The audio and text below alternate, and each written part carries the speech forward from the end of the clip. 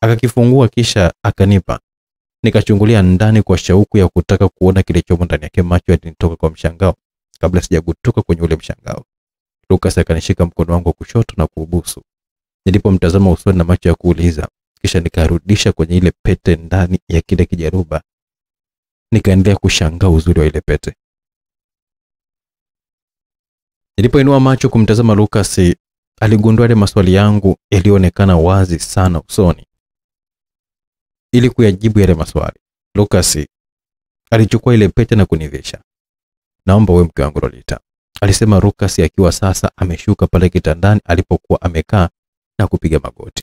Machozi ya furaha yakanitoka msikilizaji. Nikajikuta nikiwa naupeleka mkono wangu wa kulia kwenye shingo na kumvuta kwa nguvu sana kumbusu mdomoni. Naye akainua mkono wangu wa kushoto na kunivalisha ile pete.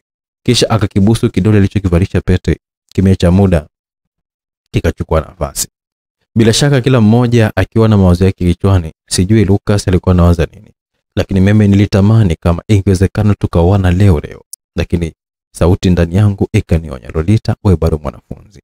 Wakati ukiwadia atakuoa tu. Iligonga muhuri sauti ile. Nikainua tena macho yangu kumtazama Lucas. Hii pete nilipanga kuvalisha jana, na hasa ndo lilikuwa lengo la litafrija. Lakini mwanzo tu wa sherehe ile moyo likataa kabisa. Nikautii moyo wangu. Leo nina amani, ndo maana niliailisha hadi leo. Akafanua Lucas. Ulifanya vizuri sana mpenzi kuutii moyo wako, maana huwezi kujua nini ambacho kingetokea. Maana nimewahi kusikia na kuona watu wengi wakiachana baada ya kuvalishana pete, wakati wengine washadumu katika urafiki wa kawaida tu zaidi ya miaka 4. Nilisema nikiunga mkono maamuzi yake. Ni vema kama nawe pia umeliona hilo, maana unaweza kukuta kuwa yupo mwandishi wa habari pale ambaye alipenya tu, matokeo yake ni kwamba unazikuta picha kwenye magazeti. Lakini hapa nani ambaye anatuona? Aliongea Lucas akizungumza taratibu sana. Kwa kawaida Lucas huaga anazungumza taratibu na maneno yake huaga anayachagua sana. Alijua kitu gani ambacho aseme na akiseme mahali gani na wakati gani. Lakini utaratibu na uchangamfu wa Lucas kwa siku hii ulipotea kabisa. Alizungumza kama ambaye alikuwa anataka kulia. Labda alichokuwa anajaribu kufanya ni ile kuficha tu ule uchungu ambao alikuwa nao ndani ya moyo wake. Hali hiyo ilinidhilishia ule mtengano wetu ambao ungetokea hivi karibuni. Hali ya Lucas ikazidisha simanzi. Nikajiona kama ambaye nilikuwa nimekatwa au kutengwa na dunia kabisa ghafla. Bila shaka Lucas alibaini hisia zangu. Alinikumbatia taratibu na kusema kwa sauti ya kitetemeshi, na kupenda Lolita. Naona huzuni kila ninapokuwa nafikiria kuwa nitakuacha miezi 3 au hatutaonana kwa miezi 3. Alifafanua na kutulia, kisha akaendelea hata kabla sijajua cha kusema. Naomba litunze penzi letu, na ninaomba tu usome kwa bidii sana, kwani maisha ni magumu sana Lolita. Ni maisha haya yanayotufanya katika siku chache zijazo tutengane kwa muda. Nisingependa kabisa kutengana nawe hata dakika moja Loli. Lakini haya maisha yanayotutenganisha Loli. Lucas alitetemsha macho yake kunitazama baada tu ya kimya kifupi. Alipogundua kuwa na mimi nilikuwa nikimtazama akatabasamu. Aliinuka pale kitandani na kunikumbatia kwa muda. Kisha Lucas akanivuta taratibu kabisa na kunitazama usoni akitabasamu. Lakini sio lile tabasamu ambalo lilikuwa nimelizoea mimi. Hili lilikuwa ni la walakini. Ni kama vile alikuwa analazimisha hivi. Niahidi Lolita, naomba uniahidi kuwa utalitunza penzi letu. Naahidi Lucas, hakuna kitakachonifanya nipoteze mwelekeo. Isitoshe kama miezi 3 sio mingi kiasi hicho mpenzi. Na pia kwa utaratibu wa shule jinsi ulivyo, hilo shaka ondoa kabisa. Asante Lolita. Na mimi nitalinda tu hadi kifo kitutenganishe. Laiti ningejua Lolita, laiti ninge. Machozi yakachulizika na kumzuia kuendelea na maelezo yake. Lucas angeondoka siku ya Jumamosi. Ilikuwa ni siku ya majonzi makubwa sana kwangu. Na usiku wa kuamkia siku hiyo ulikuwa ni wa kutisha sana. Siku moja kabla ya safari yake, Chiku alikuja kunichukua pale maktaba ya taifa kama ilivyokuwa ile likizo iliyopita. Siku hiyo hatukwenda popote zaidi ya kushinda nyumbani, tulikuwa tunaongea mambo mbalimbali na kuliwazana. Kuagana kwetu kulikuwa ni muhimu sana. Tuliongea mengi sana, lakini katu sikukumbushia kile alichokuwa akishindwa kunieleza mara zote. Lakini pia sikumwazia mabaya.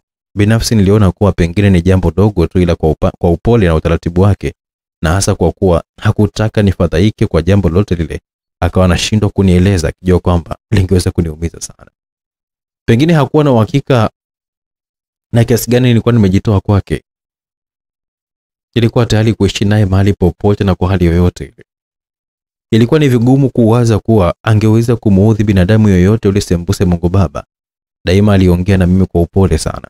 Siku hii ya leo alionekana mwenye mawazo sana. Ni wazi kabisa hakufurahia kabisa safari ile. Alizungumza kwa namna ya kuuguza moyo wa kila ambaye angeweza kubahatika kumsikia. Sasa alionekana mwenye majonzi na hisia nzito sana. Alikuwa anajaribu sana kunifariji, lakini niliona kabisa ni jukumu langu mimi kumfariji yeye zaidi.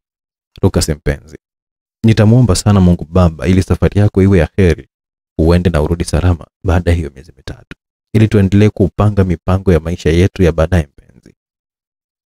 Nilisema huku nikiwa natizama ile pete iliyonivisha kidoleni kwangu wiki ya jana. Kwa kawaida ninapokwenda kuonana naye nilikuwa naivaa, nitokapo kwake ningeivua na kuihifadhi chini ya ulimi. Asante Loli mpenzi. Nimejisikia faraja sana. Naondoka nikiamini kabisa kwa utalitunza penzi letu ili tuje kuwa na familia mimi na wewe. Kuziba pengo la familia ambayo niliyoikosa kwa wazazi wangu. Lakini sijui ni hakuweza tu kumalizia sentensi yake, tukalazimika kuagana. Tayari Chiku alikuwa yuko nje kunirudisha Manzese ambapo ningepanda daladala za Mwenge kupitia Sinza. Tuliposikia honi, Lucas aliinuka na kutazama nje, maana geti aliliacha wazi. Lakini pia mlinzi alikuwepo. Alipohakikisha kwamba ni Chiku, aligeuka kunitazama na mimi nikainuka. Wahi, alisema kama ambaye alikuwa anaamrisha hivi. Nikatembea hadi mlangoni, nikageuka kumtazama. Alikuwa amenipa mgongo, bila shaka kujaribu kuzuia nisione machozi yake. Hatukuongea lolote lile na Chiku kwani nilikuwa na mawazo mazito sana. Bila shaka Chiku aliogopa kunitibua. Hivi Chiku, nilianza taratibu kabisa nikiwa bado katika lindi la mawazo. Huwezi kunisubiri karibu na shule ya Mugabe kesho ili niende kumsindikiza Lucas uwanja wa ndege? Nilimalizia na kumtazama usoni. Hakujibu haraka, alikaza macho barabarani kama ambaye alikuwa analinda usalama wa magari yote barabarani. Aligeuka akasema, lakini uelewe kwamba ndege yenyewe inaondoka saa 12:30. Abiria anatakiwa kuwa pale nusu saa kabla ya safari.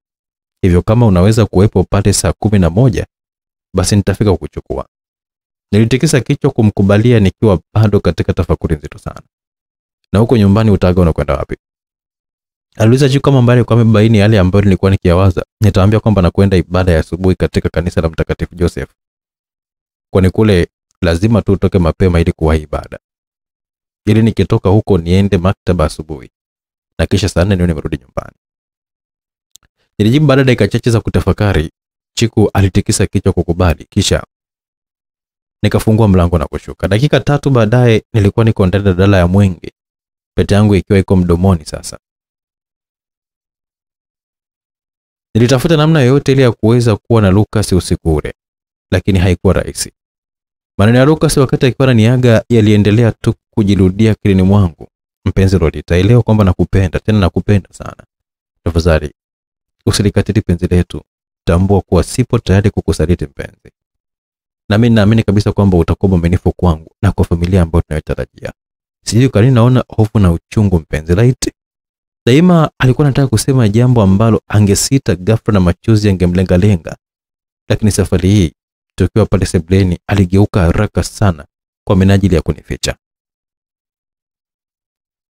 Mimi pia wakati huo nilikuwa nashindana vikali sana na nafsi yangu. Hata nikafanikiwa kuyaficha kwa Chiku wakati nilikuwa nashuka zile ngazi.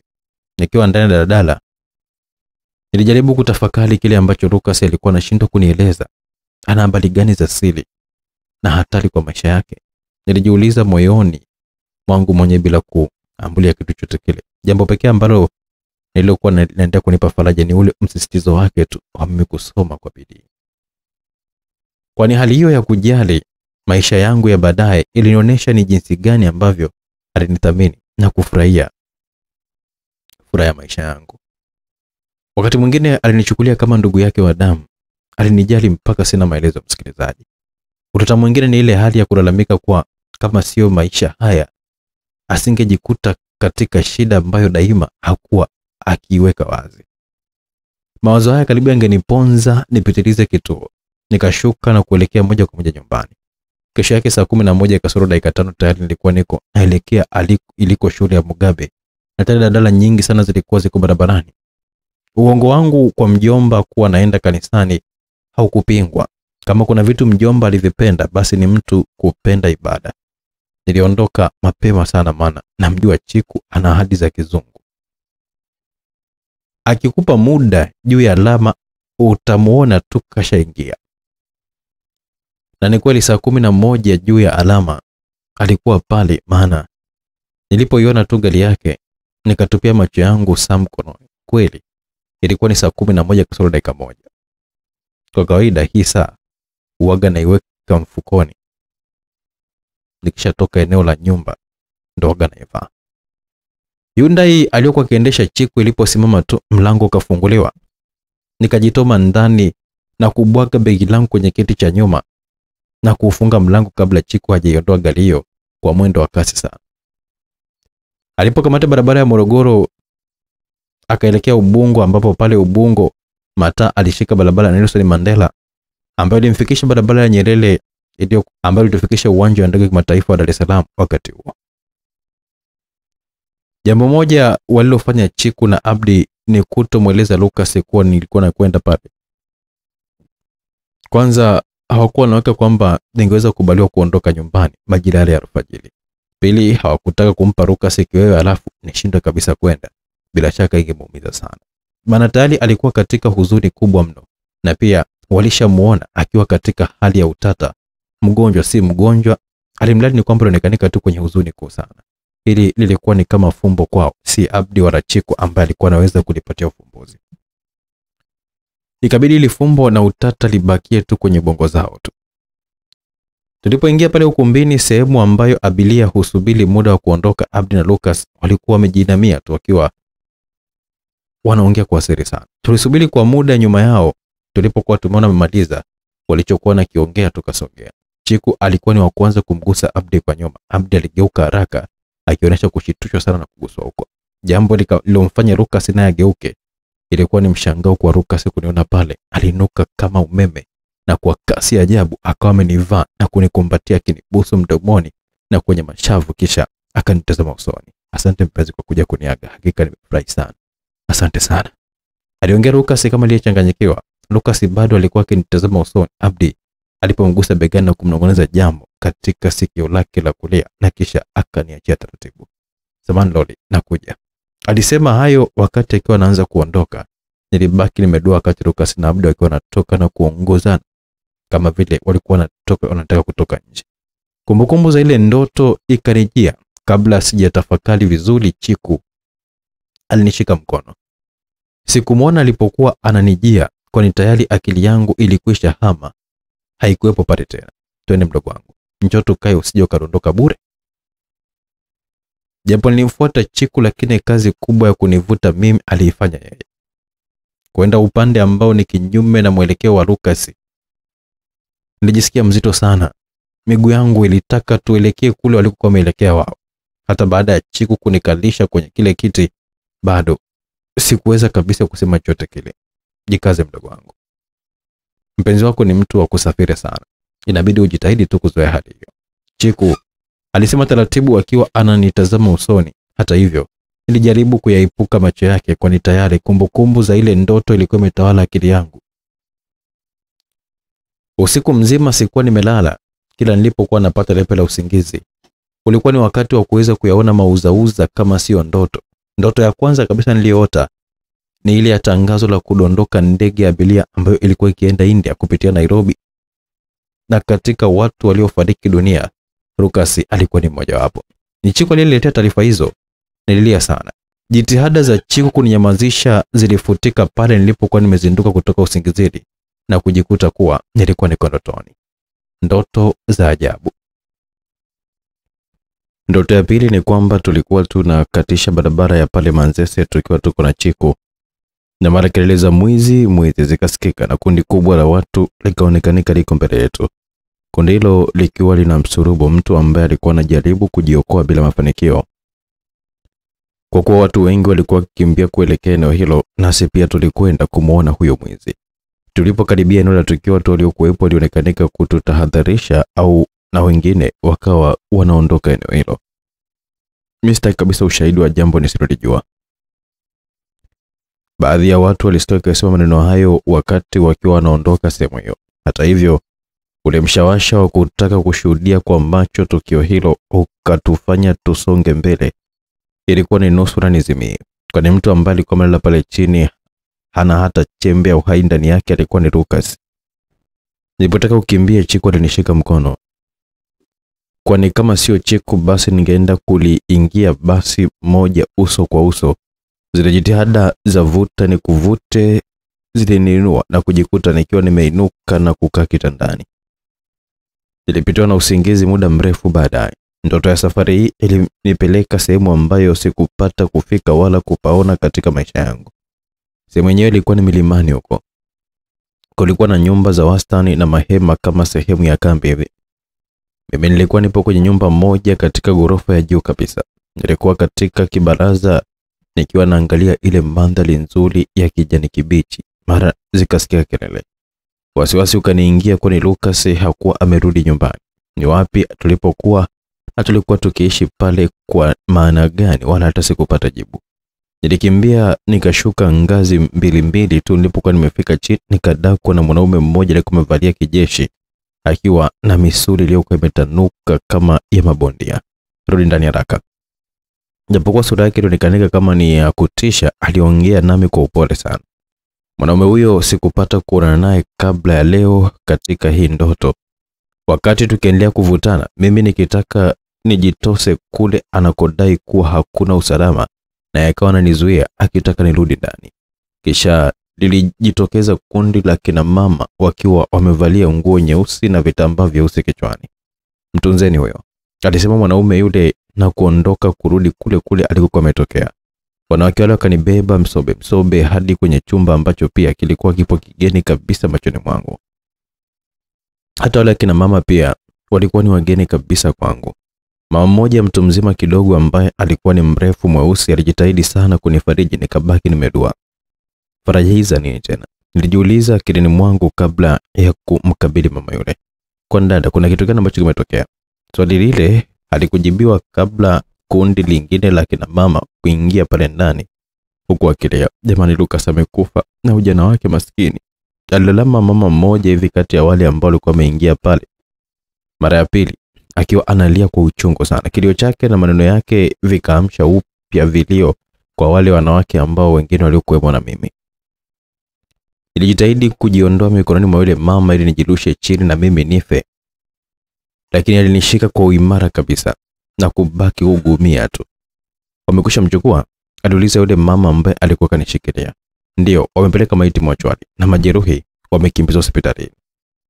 Wazo la kwamba Lucas alikuwa amefariki lilinifanya nijirushe tena kwa nguvu ili kujitoa kwenye mikono ya yule mama ambaye alionekanika kujisahau.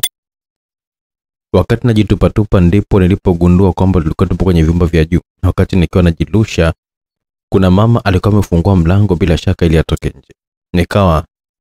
Nikamvaa mimi na yeye tukasereleka hadi ukingoni kabisa na kujikuta tukidondoka toka juu ya ghorofa kuelekea chini. Tulitapatapa sana tulipokuwa tunashuka kwa kasi tayari kubwagwa chini na kutawanyika vipande. Ni lile wazo la kufa ambalo lilikuwa limenifanya nipige ukelele ambao ulinizindua kutoka usingizini. Mawazo yalinisonga kuhusu mfululizo wa hizo ndoto. Hakika zilinitisha sana, maana sikujua ni kwa nini ziandamane wakati huo. Nikawa siwezi kabisa kupata tena lepe la usingizi mpaka niliposikia swala. Ndipo nilipokuwa nimejiondoa pale kitandani tayari kuanza maandalizi. Na nilibandika chai na mimi nikawa nimeingia bafuni. Nilipokwisha kuoga, nikaipoa ile chai na kuandaa meza kwa ajili ya kuweka kilichokuwa kinahitajika kwa staftahi. Baada ya kuvaa nilikwenda kuaga walezi wangu na kuondoka, maana swala hata shangazi alikuwa amesikia. Nilishtuka nilipotikiswa bega kwa nguvu. Ili nageuka, Lucas alikuwa akichuchumaa mbele yangu. Chiku na Abdi walikuwa wamesimama wakizungumza kwa sauti ya chini sana. Lucas aliinua macho na kunitazama usoni. Nilimtazama lakini machozi yalianza kutiririka shavuni mwangu. Akachukua kitambaa chake na kuanza kunifuta yale machozi. Pole sana Lolita, alisema kwa sauti ya unyonge, kama ambaye alikuwa anataka kunisaidia lakini hakuwa na msaada huo. Sikuwa na nguvu ya kupokea pole hizo, ila nilitikisa tu kichwa kumaanisha asante. Lucas alikuwa akinichezea vidole vyangu vya mikono na wakati huo huo akiwa ananitazama usoni. Mikono yake ilikuwa ikizungusha sana ile pete ambayo alikuwa amenivisha wiki ya jana. Aliinua mkono wenye pete na kuubusu taratibu sana. Nimeamini kwamba unanipenda Loli, lakini naomba sasa uache kulia. Ukiwa mnyonge kiasi hiki utashindwa kabisa hata kusoma. Sitaki ushindwe kusoma Lolita. Kumbuka kwamba kipindi tulichokuwa nacho sasa hivi ni cha mapambano. You have to know that there are ups and downs in life my dear. Kwa Wazalama alimwambia kwamba unatakiwa ujue hilo, kwamba kuna kupanda na kushuka katika maisha mpendwa wangu. Alibadilisha lugha kama kawaida yake hasa anapokuwa anapitia mambo magumu. Huwezi kuwa na raha pekee katika maisha yote. Nyakati fulani magumu huja hata kama uyataki. Tena wakati mwingine ghafla bila hata kutegemea. Aliongezea, duniani hapa tuna mambo mengi sana ya kuhuzunisha na kutufurahisha pia. Hivyo Lolita, nakuomba jitahidi sana kuwa mvumilivu. Aliendelea akiwa sasa ananifuta machozi kwa kile kitambaa chake. Akiwa sasa amekaa pale kwa kulia kwangu. Abdi na Chiku walikuja na kukaa katika kiti ambacho kilichokuwa kipo mbele yetu. Nilijaribu kuchunguza hisia za watu ambao walikuwa pale ndani. Wengi walinitazama kwa masikitiko. Ni msichana mmoja na mvulana wake ndio ambao hawakujishughulisha na mimi kabisa. Kijana huyo na msichana wake nao walikuwa katika ulimwengu wa peke yao kabisa. Tofauti zetu labda kwa vile wenzetu walikuwa ni Wahindi na sisi wa Afrika, tena wa Tanzania halisi kabisa wa kuzaliwa. Tangazo la mwanadada mwenye sauti maridhawa kabisa na nyororo na ya kupendeza likasikika katika kipaza sauti. Wale wote wanaosafiri kwa ndege ya Air India Boeing 707 wanatakiwa waelekee kwenye ndege hiyo inayotarajiwa kuondoka hivi punde. Sauti hiyo ikajirudia mara 3 kwa lugha 3 tofauti: Kiswahili, Kiingereza na Kifaransa. Tangazo hilo lilinifanya nigeuze macho kumtazama Lucas. Alinitazama kama ambaye aliyekuwa amechanganyikiwa. Tayari Abdi alikuwa ameshainuka na kuchukua begi la Lucas na kuja kumshika mkono. Aliinuka na kulipokea begi. Alipokwisha kupiga hatua 3 aligeuka na kumtazama Abdi ambaye alikuwa yuko hatua moja kutoka kwake. Nitunzie wahi, nimekuelewa wahi, alisema Abdi akiwa na msukuma aende asije akaachwa na ndege. Sielewi nilinukaje hata, bali nilishutukia nipo tu mlangoni kama ambaye nilikuwa nataka kumfuata Lucas. Tayari Chiku alikuja kunidaka na kunirudisha ndani.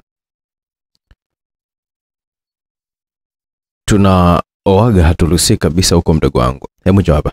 Alinisogeza katika dirisha moja hivi la kioo mahali nilipoweza kumuona vema Lucas. Kila baada ya hatua chache aligeuka na kunitazama. Alipunga mkono wake kivivu sana. Aliposhusha ulitua mfukoni na aligeuka haraka. Alipoinama kuingia ndani ya ndege, kitambaa chake kilikuwa kipo mkononi bila shaka ili kuweza kufuta machozi ambayo alikuwa ameanza kutiririka, na ndio sababu ya kugeuka ghafla na kuingia ndani ya ndege. Kwa sasa nilikuwa nalia kwa kuiku. Chiku na mpenzi wake walikuwa na kazi ya kunibembeleza. Miguu yangu ilishindwa kabisa kubeba mwili wangu. Hali hiyo iliwafanya wanisogeze pale kwenye kiti, na baada ya kukaa kidogo niliinua macho na kutazama nje. Ile ndege sasa ilikuwa inaanza kukimbia katika njia yake. Nilisindikiza kwa macho, mara ikaanza kupaa. Niliendelea kuitazama tu mpaka ilipokuwa imeishia na kutoweka kabisa kwenye upeo wa macho yangu. Niliposhusha macho, Chiku alikuwa akinitazama kwa huruma sana. Nikavuta pumzi taratibu na kuzitoa kwa nguvu. Tunaweza kwenda sasa jamani, alisema Abdi ambaye alikuwa amesimama pembeni akiwa anaangalia ilipokuwa imeelekea ile ndege kana kwamba alitarajia irudi. Chiku alininua pale kwenye kiti na tukaanza kuondoka kuelekea nje tukiwa kimya kabisa. Nilishuka pale kanisa la Mtakatifu Josefu majira ya saa 1:03. Watu waliokuwa wamefika ibada ya asubuhi na kusubiri sala ndio kwanza walikuwa wanatoka kuelekea sehemu mbalimbali. Wengine wakielekea kwenye ofisi zao, wengine biashara zao na wengine majumbani kwao. Sikuweza hata kuaga Chiku na Abdi Nilipokumbuka tayari nilikuwa niko pale mlangoni. Nilipokumbuka hilo niligeuka na kuwatizama, ndipo nilipo mudu walau hata kupunga mkono na kuingia kanisani bila kujua kuwa walijali kuaga kwangu au bado nilikuwa nimewacha njia panda. Niliingia kanisani kama kutimiza wajibu tu, lakini sikuweza hata kuifuatilia ibada yenyewe. Nilifuatisha matendo yote ya ibada kwa uzoefu tu, wala hata sikuweka sala hizo moyoni mwangu. Nilipotoka pale kanisani nikaelekea maktaba, huko nako hakuna kilichoingia akilini. Ilipotimu saa 3 nikaondoka pale maktaba nikaelekea posta mpya, nikapanda basi la Mwenge na kurudi nyumbani Sinza. Licha ya kuvurugwa, sikusahau kuitoa ile pete na saa ili wasije wakanishtukia tu pale kwa mjomba. Kisha nikaingia zangu nyumbani. Likizo ilipomalizika, ilibidi nirudi shuleni kama kawaida. Safari sikuwahi kama likizo zilizotangulia, kwani baada ya kuondoka Lucas niliugua. Ajabu ni kwamba kila kipimo nilichokuwa na pimwa ugonjwa haukuonekana. Mjomba na shangazi wakawa wanaumiza vichwa tu kwa kuwaza kile ambacho kilichokuwa kinanisumbua. Raiti kama ningelikuwa sijatoka nyumbani wangesema labda nimewakumbuka wazazi wangu. Chiku alipopiga simu na kupewa taarifa za kuumwa kwangu, alilazimika kuitafuta nyumba na kuja kuniona. Kwa vile shangazi ndiye aliyepokea simu akiwa amepiga kwa mara ya 3 tangu nianze kuumwa, ndiye aliyemwelekeza mahali pa kumpokea na muda, maana siku hizo kulikuwepo na simu za mezani tu. Ukishaondoka nyumbani basi mawasiliano hakuna, labda uwe karibu na mahali ambapo vibanda vya simu vinapatikana. Mwanzo alipokea Lulu ni kama vile Lulu hakumpenda Chiku tangu alipomuona kwa mara ya kwanza kabisa. Ukiniuliza kwa nini, mimi sina jibu la uhakika. Ila naona kabisa Lulu hakutaka apitwe na yoyote yule kwa kitu chochote kile katika maisha yake. Ukimpita tu mnakuwa maadui, hata kama hakwambii. Mara ya pili alipokea mjomba ambaye naye hakuwahi kabisa kumuona Chiku. Baada ya kumwelekeza kuwa naumwa, alipoahidi kwamba anakuja kuniona kabla hawajapanga, mjomba alikata simu, bila shaka akijua kuwa Chiku alipafahamu nyumbani. Mara ya 3 ndipo alipokutana na shangazi ambaye alifurahi sana kusikia kuwa alitaka kuja kuniona. Alimwelekeza na muda ulipowadia akamtuma Beni, maana hata yeye pia alikuwa anamfahamu Chiku.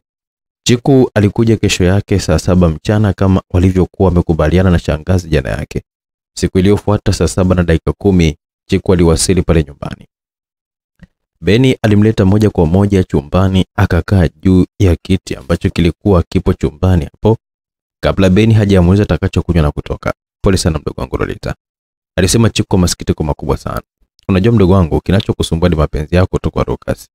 Hata Lucas aliondoka basi tu kwa vile ilimlazimu tu kwenda, lakini hakuwa anajisikia kabisa kutengana na wewe hata kwa siku moja, alisema Chiku baada ya kumueleza jinsi ninavyoumwa. Beni aligonga mlango ndani ya ule ukimya mfupi ambao ulikuwa kati yetu.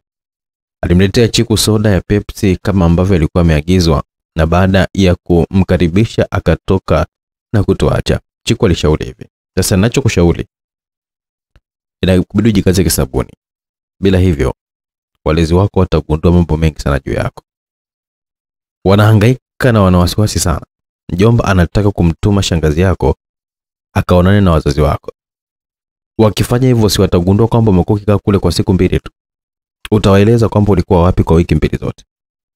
Alitulia Chiku akiwa ananitazama kama ambaye aliyekuwa anataka kujua kama yameniingia. Jambo hilo likanishtua sana. Binafsi sikuwa nimesikia chochote kuhusu shangazi kwenda kuonana na wazazi wangu. Kiasi fulani nilikubaliana na maneno ya Chiku. Wewe umeajuaje yule dada Chiku? Ndidadisi, shangazi anieleza jana kwenye simu, ila nikamshauri kuwa ni mapema mno, na kwa vile ulikuwa nyumbani hivi karibuni, labda tu wangejipa tu muda kwanza.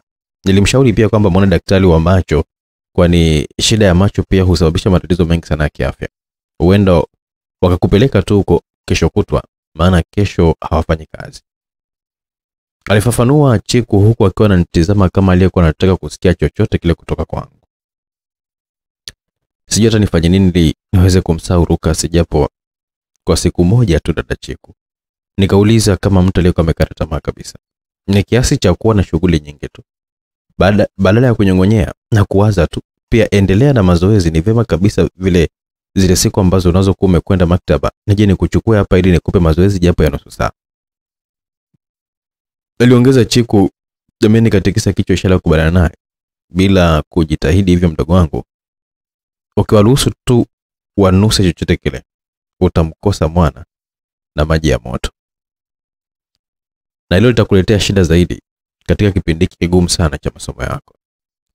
Alifafanua Chiku kama ambavyo alivyokuwa amesema Chiku. Siku ya Jumatatu mjomba alinipeleka kwa daktari wa macho. Aliniacha na Lulu maana mjomba na shangazi walazimika kwenda ofisini. Wakiwa wameshakamilisha taratibu zote stahiki zitakazo niwezesha mimi kuhudumiwa. Mjomba angetufuata baadaye. Baada ya risali 1:30 hivi ndipo nilipofanikiwa kuonana na mganga wa macho. Majibu yakaja kuwa nilikuwa nahitaji miwani ya kusomea ili iongeze nguvu ya kuona wakati wa kusoma au kuandika. Baada ya Lulu kunichagulia fremu za miwani, tulilipia na tukaahidiwa kwamba ingelikuwa tayari baada ya siku 2. Lulu alimpigia mjomba simu katika kibanda kilichokuwa kipo hospitalini hapo. Robo saa baadaye dereva akatumwa kuturudisha nyumbani. Tulifika nyumbani, nilienda moja kwa moja kupumzika. Nilitamani kupata japo lepe la usingizi, lakini nikajikuta nikiwa natamani kwamba Lucas angekuwepo karibu yangu. Nilifikiria niondoke pale kitandani nifanye kazi yoyote ile, lakini pia kichwa kilikuwa kinaniuma sana. Pia pamoja na ile miwani ambayo nilikuwa nimeandikiwa, nilipewa dawa za kutumia kwa wiki nzima.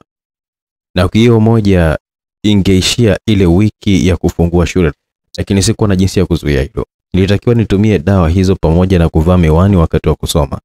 Na baada ya hiyo wiki moja nilikuwa natakiwa kurudi ili kupima tena. Siku niliyotakiwa kwenda kupima ndo siku ambayo aliondoka Chiku, na hivyo kujikuta nikiwa nimechelewa shule wiki moja zaidi. Baada ya vipimo kwa mara ya pili, daktari alithibitisha kuwepo maendeleo, ila naamini kabisa kilichonisaidia zaidi ilikuwa ni kupunguza mawazo. Chiku alinipatia vitabu viwili vya riwaya ambavyo vilisaidia sana kupunguza mawazo ya Lucas, nikiamini kabisa kwamba hakuna baya litakaloweza kumkuta.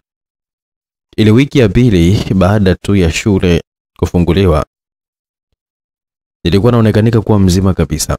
Hivyo walezi wangu wakaenda kunikatia ticket na siku 3 baadaye nikaondoka. Ingawaje mjomba na shangazi wenyewe walinisindikiza, lakini nilijisikia mpweke sana. Tayari nishaongea na Abdi kwenye simu kumjulisha kuwa ningeondoka lini. Maana Chiku alimuomba shangazi nifanye hivyo ili aniletee mizigo ya Chiku nimpelekee. Kwa kuwa shangazi alikuwa anamfahamu kama kaka yake Chiku, hakuwa hata na chembe ya shaka. Na tayari Abdi alikuwa amekwisha nikatia tiketi daraja la kwanza, ingawaje naye mjomba alishanikatia tiketi daraja la pili. Tulipowasili bandarini, Abdi alikuwepo akiwa na boksi dogo na bahasha ndefu ya kaki mkononi mwake. Abdi alitufuata na kuanza kutusalimia, akianza na mjomba, shangazi kisha mimi. Alinipa vitu alivyokuwa amebeba vikiwa na jina la Chiku vyote. Naomba mpelekee dada, mwambie kwamba vitu vyote alivyoniagiza viko humo. Kama kuna kilichosaulika basi naomba nijulishe mapema tafadhali. Alizuga Abdi. Maagizo mengine tutasoma hiyo barua na nijibu mapema sana. Hivyo dada, nakutakia safari njema Ukifika msalimia sana. Alimaliza Abdi kisha akawaga walezi wangu na kuondoka. Mjomba na shangazi pia baada ya kunipakia na kuhakikisha kwamba nimekaa vizuri, hao waliniaga na kuondoka. Dakika 10 baada ya mjomba na shangazi kuondoka, Abdi alikuja kuniona na kunipa tiketi yangu daraja la kwanza.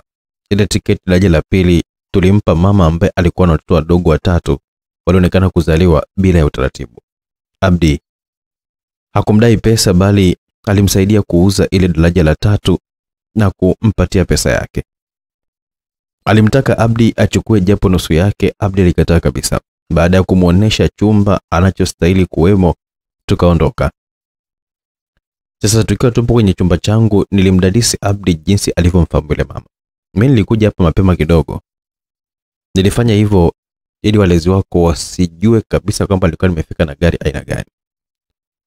Kufuatana na uzoefu wangu, najua kabisa kwamba hawangeweza kusubiri hadi Mary aondoke. Nami sikutaka nikae hadi wao waondoke na waniache, wangeweza kabisa kunifikiria vibaya. Sasa ulikwenda kubana wapi shemeji yangu? Nilimtania kidogo. Abdi alicheka sana kabla ya kunijibu. Nilibana kwenye kibanda kimoja hivi cha soda, nikijua kwamba angepita tu hapo wakati wa kuondoka, kwani nilikumbuka sana gari waliokuja nayo. Weka chero nini shemeji yangu? Nilimkatisha tu baada ya kusikia tu mipango kabambe ambayo alikuwa amewasukia walezi wangu. Hapana. Kwani wewe hujui kabisa kwamba tuko Bongo shemeji yangu. Kweli bwana. Haya, endelea, ikawaje tena? Nilikuwa na shauku ya kutaka kujua alivyokutana yule mama. Waliponipita tu, nikakaa kama dakika 3 hivi nikarudi. Sasa tuje kwenye swala la yule mama, alisema akiwa ananitazama usoni huku akiwa anatabasamu. Sawa, nilijibu na mimi pia nikiwa na tabasamu pia. Kwa vile nilikuwa nimefika mapema, nikawa nimekaa kuwasubiri, ndipo huyu mama akanijia na tiketi yake tu kuniuliza kama meli ambayo anatakiwa kusafiri nayo ni hii, na kaona tiketi yake. Ndio mama, ni hii, nilimjibu. Baada ya kuangalia ana watoto 3 tena wadogo tu, nikamwonea huruma sana. Nilipomshauri akalipokea kwa furaha sana. Naona moyoni alikuwa anaomba sana uje haraka. Hivyo ndivyo ambavyo nilivyokutana naye shemeji yangu. Kuna swali? Alimaliza Abdi na kuuliza. Hapana, umefanya vizuri sana shemeji yangu. Maana kusaidiana ni kikoa. Leo kwake kesho kwako. Nilisema, kweli. Alijibu kwa mkato kisha akionekanika kuhama kifikra. Sawa, sasa tuje kwenye ujumbe wa Lucas. Jina Lucas likanifanya niruke. Nilijua tu alitania Abdi. Na ndo maana uliugua karibu ufe wewe. Abdi akaendeleza utani wake tu. Sikuwa na jibu zaidi ya kucheka tu kidogo nikiwa naona aibu sasa. Lucas amefika salama na anakusalimia sana na anasisitiza na jitahidi zaidi kwenye masomo yako. Huko naye anajitahidi kufanya aliyompeleka ili akirudi mpate kufurahia pamoja. Pia kuna mzigo ambao ninaagiza nikupe umo ndani ya bahasha hapo. Kwenye boksi nako pia kuna mizigo yenu, nusu wako, mwingine wa dada yako. Mtajua maana kila kimfuko humo ndani kimeandikwa majina yenu. Kinachokuhusu kina jina lako na cha dada yako pia kina jina lake. Alielekeza Abdi akiwa sasa anaweka utani pembeni. Wakati huu alionekanika mtu asiyetaka mchezo na wala si Abdi tuliyokuwa tukiongea na kutaniana muda mfupi uliopita. Nilishuka Masasi jioni ya siku iliyofuata. Kwa vile nilikuwa tayari na mizigo mkubwa, nilimuomba kijana mmoja hivi nisaidie kwa ujira wa shilingi 500. Wakati akinyanyua ule mzigo likapita gari moja ambalo lilifanya watu wengi wainuke na kuifuata kama ambao walikuwa kiisubiri. Kwa vile ilikuwa wazi nyuma, niliweza kuliona jeneza ambalo lilokuwepo. Naona hapa jirani kuna msiba eti? Nilimuuliza kijana tulipokuwa tunaondoka. Ndio, alijibu ile kijana huku akiwa anaweka vema ile mizigo kichwani.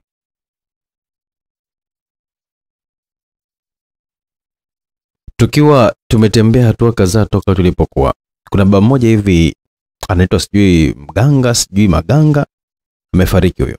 Jina hilo halikuwa geni masikioni mwangu, ila sikujua lipi ni sahihi kati ya yale mawili aliyokuwa ametaja. Ina maana wewe haumfahamu? Nilimuuliza ili kupata uhakika. Kwa sura namfahamu sana, ila jina lake sikuwa nalifahamu vizuri.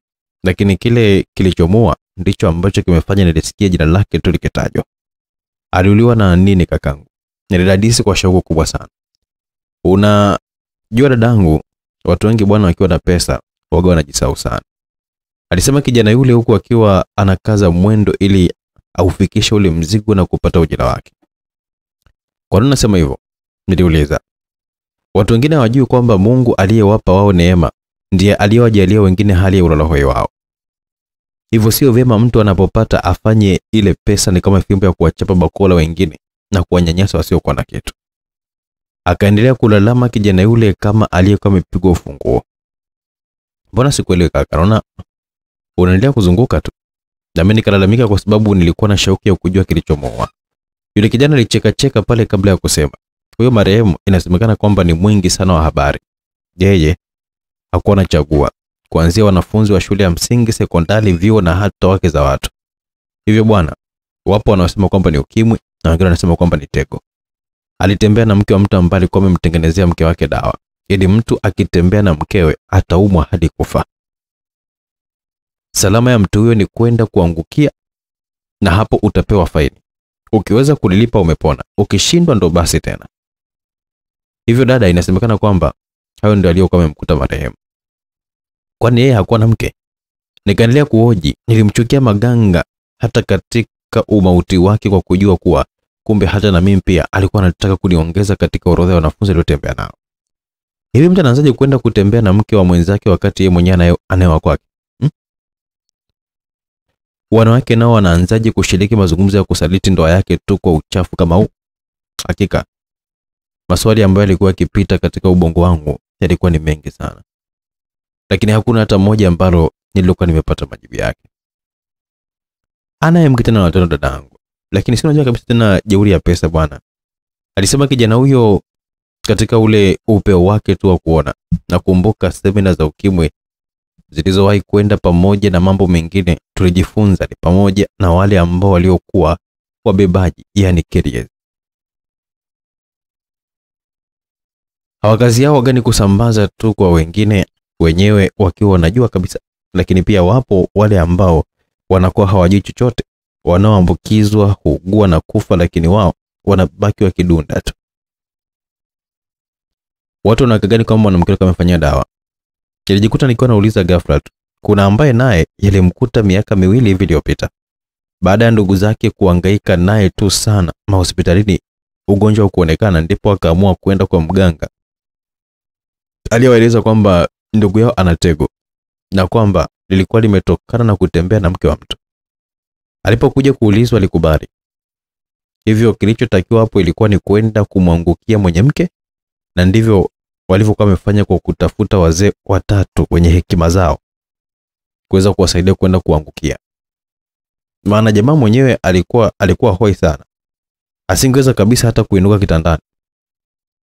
Baada ya wazee wale na ndugu zake kwenda kuangukia, walilazimika kulipa ng'ombe mzima, na ndipo jamaa akawapa dawa na ndugu yao akapona. Sasa huyo akuangukia? Nilijikuta nikiwa nauliza kwa mshangao kuona kuwa kumbe katika maisha kuna mambo ya ajabu sana. Wasomi hawana habari na waganga bwana. Alijibu kwa kuona cheka tu tukiwa sasa tunaingia eneo la shule. Msomi gani mwenye tabia chafu kama hiyo? Niliuliza kwa hasira kidogo. Yule kijana akabetua tu mabega yake bila hata kuchangia tena katika hiyo mada. Naona hapa panatosha dada. Alisema hayo huku akiwa anatua chini ule mzigo tayari kupata ujira wake. Nilitamani anisogeze japo kidogo tu, lakini kabla sijampa neno tayari Chiku na wenzake wawili walikuwa wakija kunilaki. Nikamtolea 500 yake na kumpa haraka sana. Asante sana dada. Safari nyingine ukishuka tu pale stendi niulizie kaka yako tumie kwa jina la Bonga. Ukiuliza Bonga hata mtu mdogo hivi atanitafuta. Alijinadi Bonga, jina ambalo yawezekana kwamba alikuwa amepewa kutokana na tabia yake tu ya kuongea sana. Niliwaza wakati akianza kuondoka kwa hatua za haraka, bila shaka alikuwa anawahi wateja wengine. Vipi Bonga? Nilimtania badala ya kumuuliza maana lile jina. Unasemaje dadangu? Aliuliza huku akiwa ananitazama kana kwamba alihisi kucheleweshwa hivi. Hutaki kuwafahamu rafiki zangu? Niliuliza nikiwa na watupia macho akina Chiku, maana sasa walitukaribia sana. Bonga naye aligeuka na kuwatazama wakitufikia. Kutaneni na kaka yangu Bonga hapa. Nilimtambulisha kwa namna ya utani hivi uliokuwa umemfanya Bonga atimue mbio kwa akiwa anatuacha tukiwa hatuna mbavu ya kucheka. Tulipofika shuleni tuliongoza moja kwa moja bwenini. Hata hivyo kichwa changu kilitolewa na maelezo ya Bonga.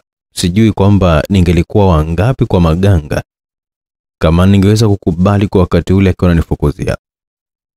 Nikamtukuza Mungu Baba aliyenipa ujasiri wa kusema hapana. Nilichotamani maishani mwangu ilikuwa ni kuwa na familia ya mume mmoja na mke mmoja. Na tayari nilikuwa nimeshapata wa kuja kujenga naye maisha. Kutembea na wanaume wengine si tu kuhatarisha maisha yangu bali na ya kipenzi changu Lucas. Na pengine hata kuyaharibu kabisa mahusiano yetu. Yamkini wapo ambao waliofukuzwa shule kwa kupata mimba, lakini pia inawezekana wapo ambao walikuwa wamepata ugonjwa kutoka kwake. Na pengine hakuwa akihudumia vema familia yake. Niliwachukia sana wanaume wa aina hii. Nikianza na baba yangu. Hata wanaosema kwamba ni tego hawana uhakika kama ndivyo au ni ugonjwa. Na kama ni ugonjwa, basi ameambukizwa wangapi mpaka sasa? Au kasababisha wangapi waambukizwe? Kibaya zaidi, mabinti aliyokuwa amewaribia ni wadogo sana. Wengine hawakuwa hata na uwezo wa kujua hatari zilizokuwa ziko mbele yao. Na bahati yake ni kwamba aliyafanya hayo miaka ile, ingelikuwa ni sasa hukumu yake, alistahili kifungo cha maisha. Msururu huu wa mawazo ulikuwa ukipita haraka sana katika ubongo wangu. Nilijisikia kuwasikitikia zaidi wale watoto wa shule za msingi ambao tayari walikwisha pitiwa na maganga. Tukiwa pale bwenini tukaelezana tu habari zetu tangu tuagane na Chiku. Kwa ufupi, Masaseko hapakuwa na habari mpya. Masaseko ni kifupi cha Masasi Secondary School. Hali iliendelea tu kuwa ngumu kwangu. Lucas hakunitoka kabisa akilini. Hata hivyo, nilijitahidi sana kutunza ahadi zangu kwa Lucas za kusoma kwa bidii na kulilinda penzi letu.